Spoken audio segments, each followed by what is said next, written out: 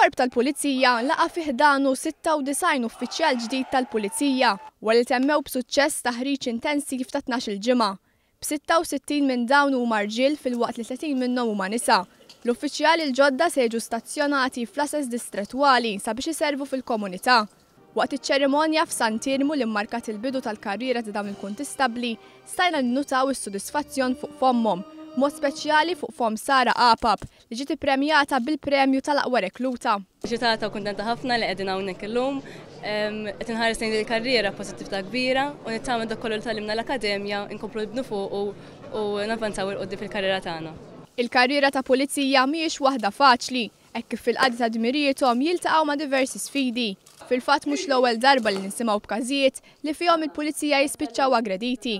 Għaldaqstant il-Ministru għall-Intern u s-Sigurtà Nazzjonali Michael Farrugia ħabbar li fil-ġimgħat li ġejjin se jippreżenta abbozz ta' liġi dwar il-protezzjoni tal-Pulizija.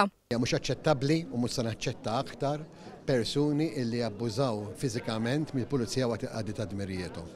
Innotajna wkoll żieda fil-numru ta' pulizija li waqt il-qadi ta' dmirijithom biex jipproteġġu liċ-ċittadini illi jgħixu pajjiżna jiġu imweġġa u attakkati. U għal din ir-raġuni sa nkunu qegħdin inżidu il-pieni għal dawk illi b'xi mod jew ieħor iweġġaw jużaw aggressjoni fiżika fuq il-Pulizija Maltija u Awċija waqt il-qadi ta' dmirijithom.